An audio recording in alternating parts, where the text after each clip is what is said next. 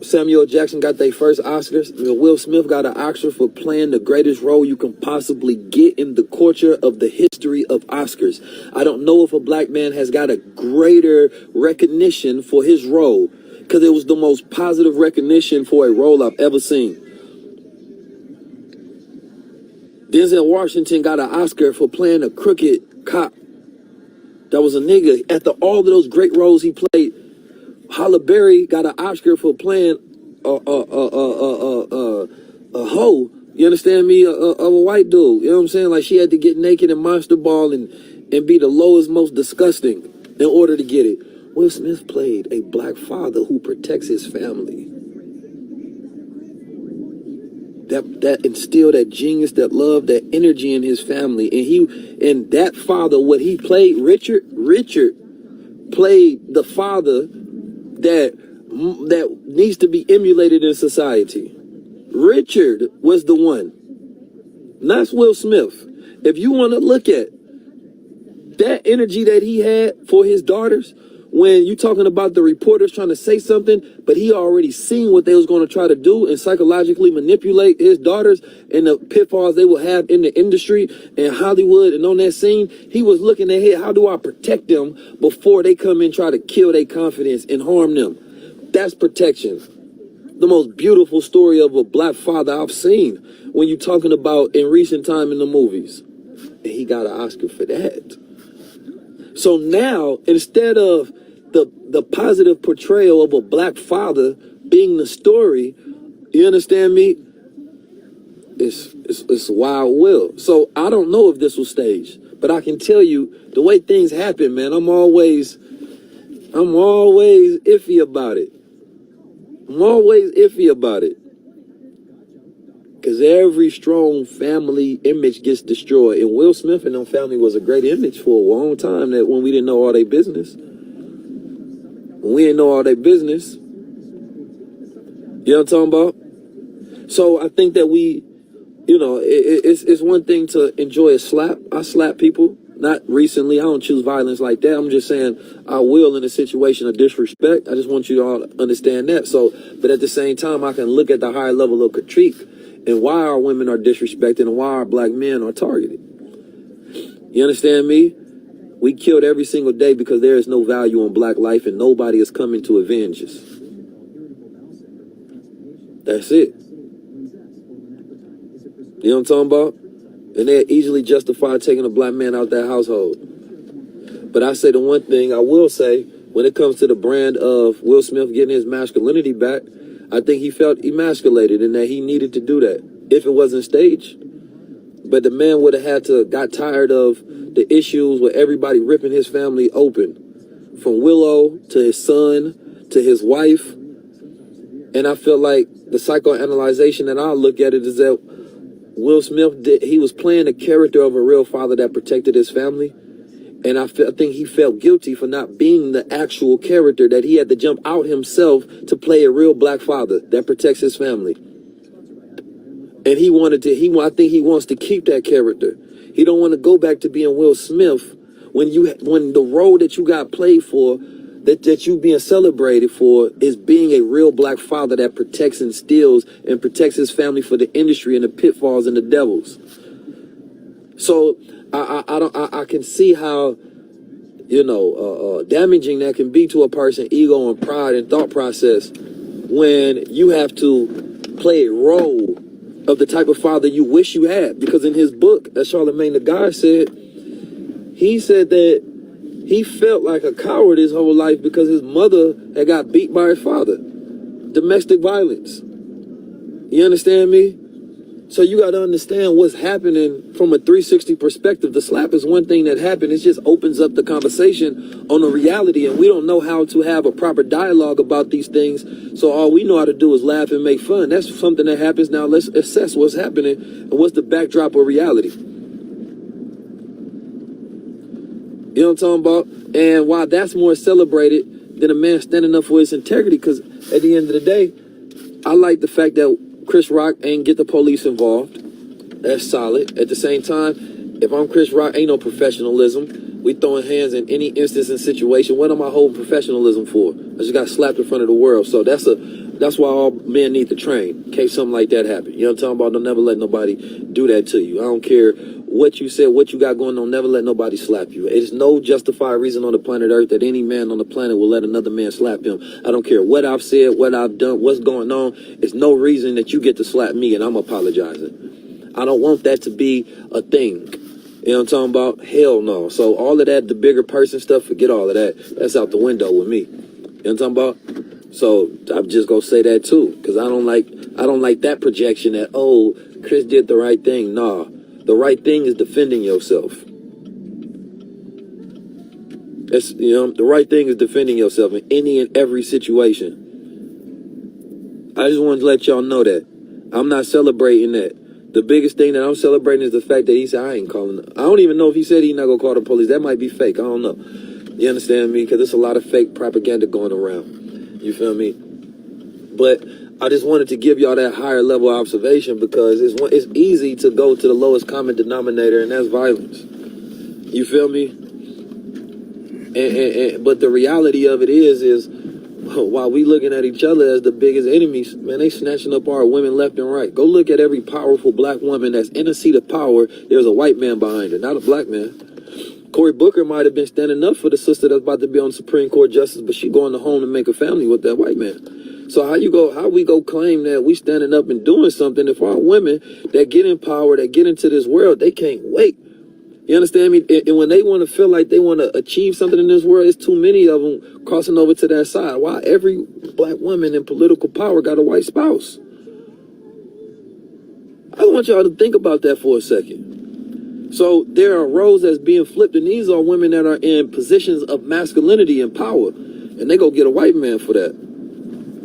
There's a lot that we need to discuss in culture to be understood. You say Barack Obama, the first lady was not in power. That is a difference. She was not in power. When they want to clear you for those positions of being in power, they go look at all of them. Go name any of them. They all have white spouses. That's how they get cleared. That's how the game works. Y'all might not like what I say, but it's the truth. It's the facts. And it's how the way we need to think in culture. I'm impressed by two things. Unity. You understand me? Because we ain't had that in our culture, and longevity. Because we have movements that come, rise, and fall. So when I see something that lasts a long time, I'm impressed by it. When I see us coming together, unified, I'm impressed by it. Because those are the only two things we haven't accomplished in culture. You know what I'm talking about? So, miss me with everything else. I had to get my full perspective so that it's not misarranged. And the last but not least part is the fact that everybody say, well, Will Smith slapped a white man. That's because the man tried to kiss him. That was a quick trigger defense reaction. And I would have he slapped Chris Rock harder than the white dude. He gave a little peck. Ain't no, man, you try to kiss me, I'm slapping you, dog damage. I don't even know what that means, but it sounds like it hurt. Dog damage. Just like.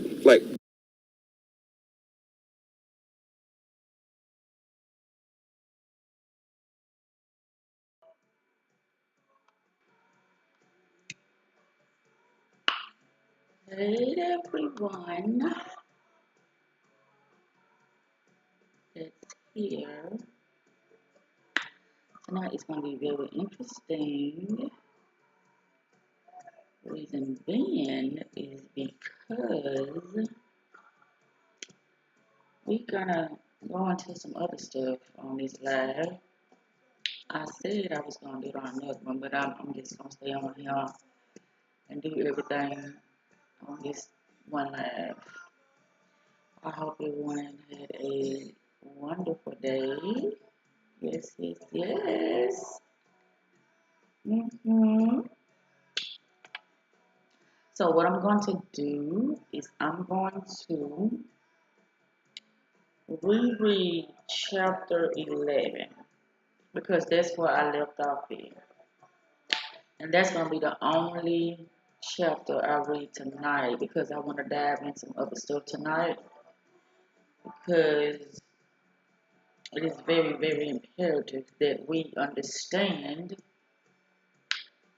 how to utilize our mind to get shit get done when we need to get it done. As me being out in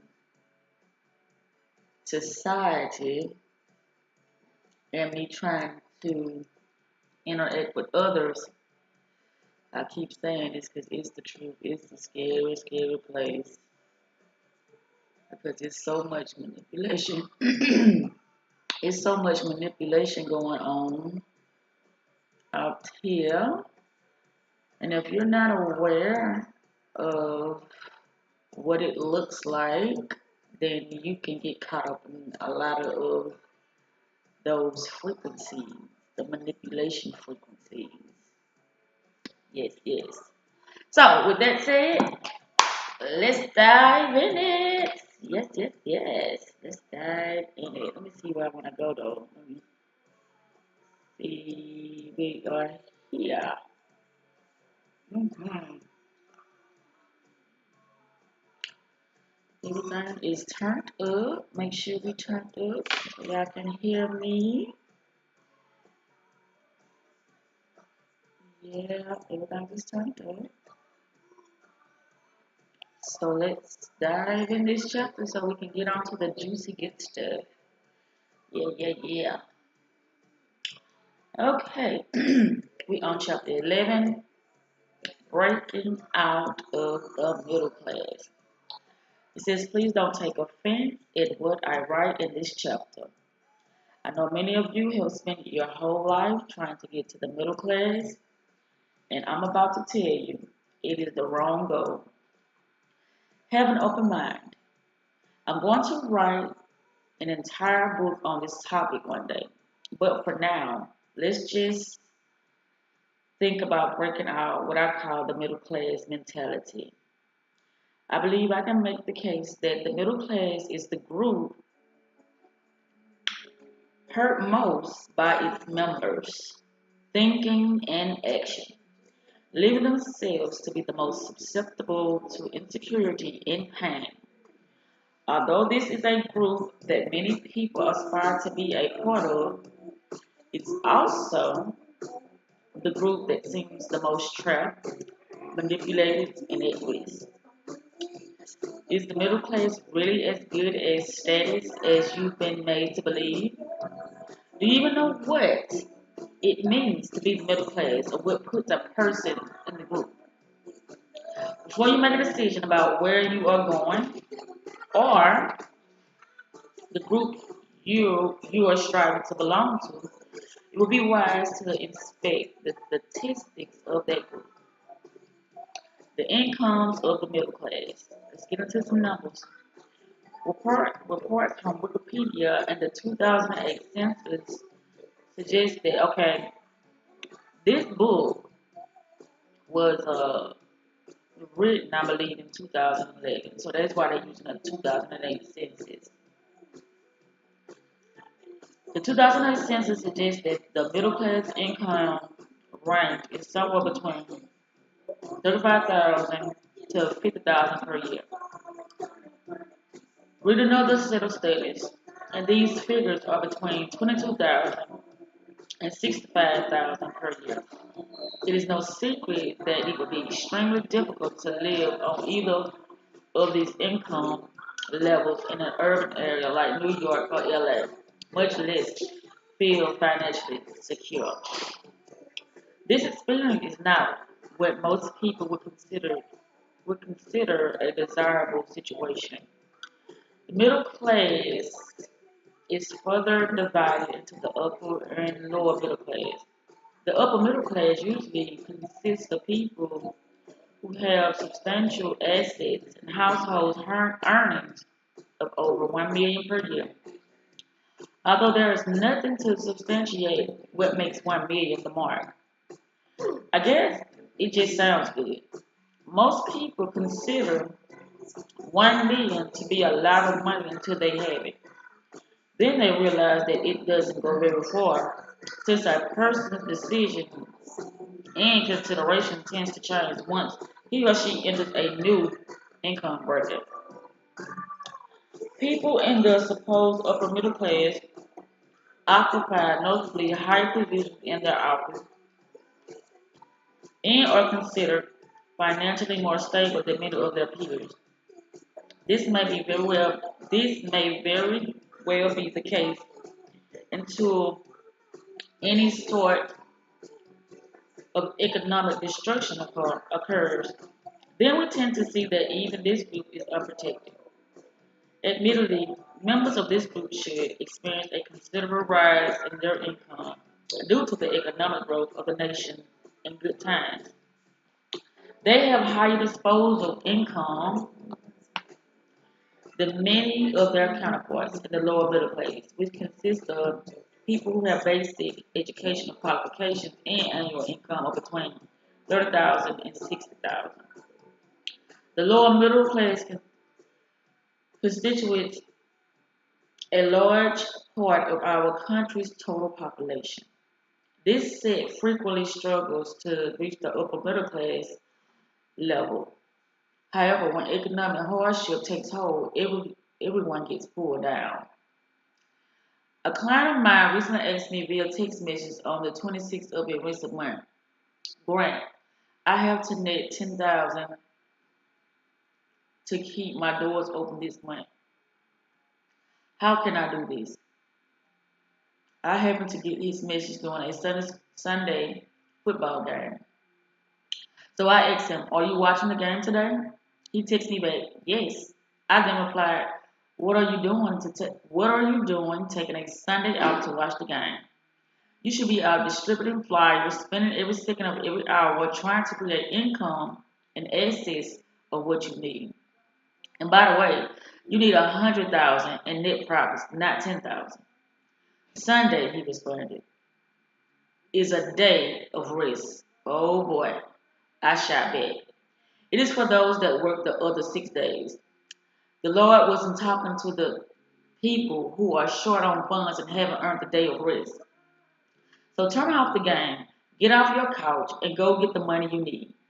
Quit being a middle class slave and go create the income you need to secure wealth and financial freedom for yourself and your household and your company.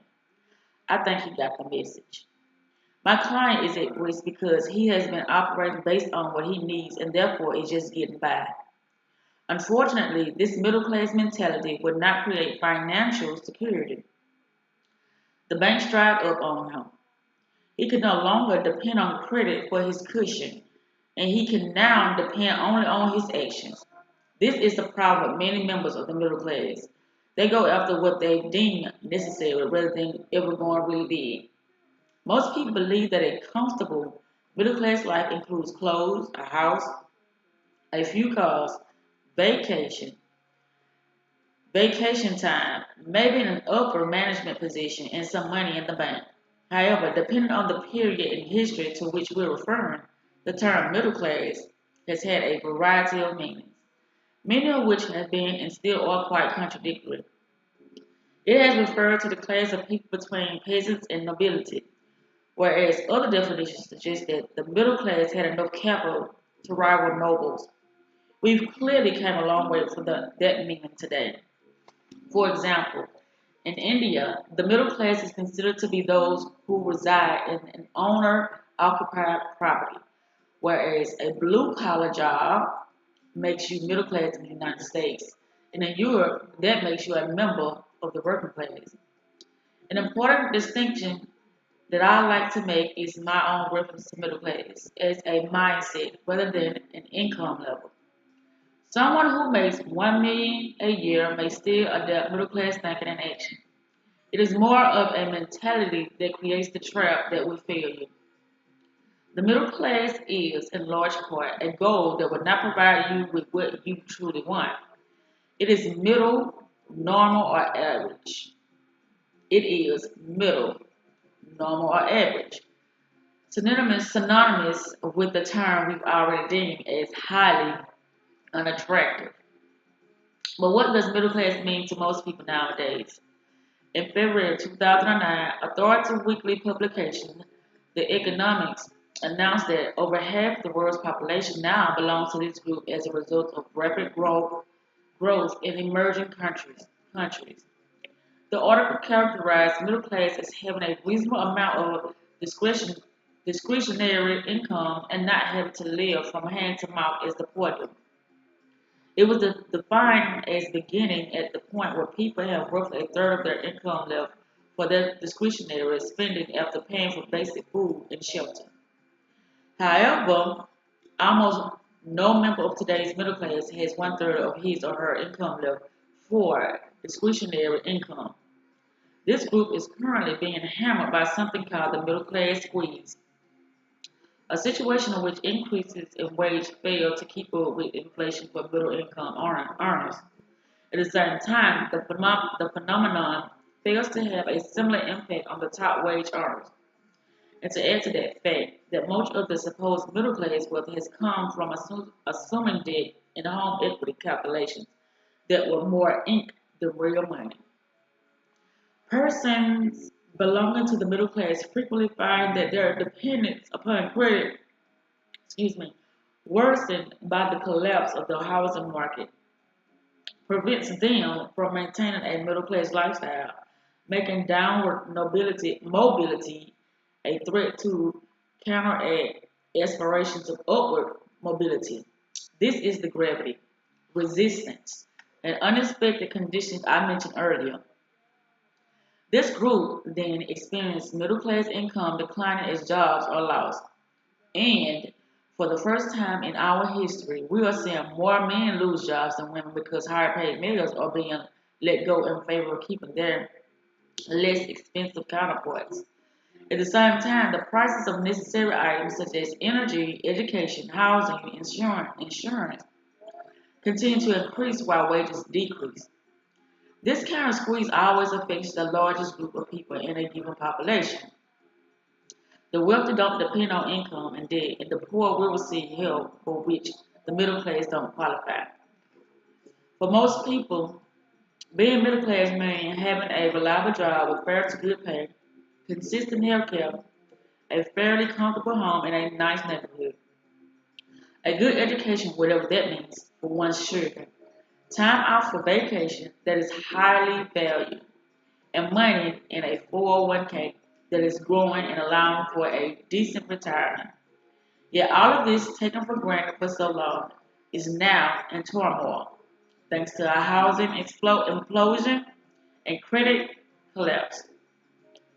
The existing middle class has been squeezed in hopes at best to hold on to or recover past achievement. This group average income is steadily decreasing. Its members' jobs are in jeopardy and their savings and investment have been put at risk. The greatly appreciated vacation of the past will probably be more like a visit to the neighborhood park. What is the point of me telling you all this? Ask people in the middle class if this feels secure or desirable.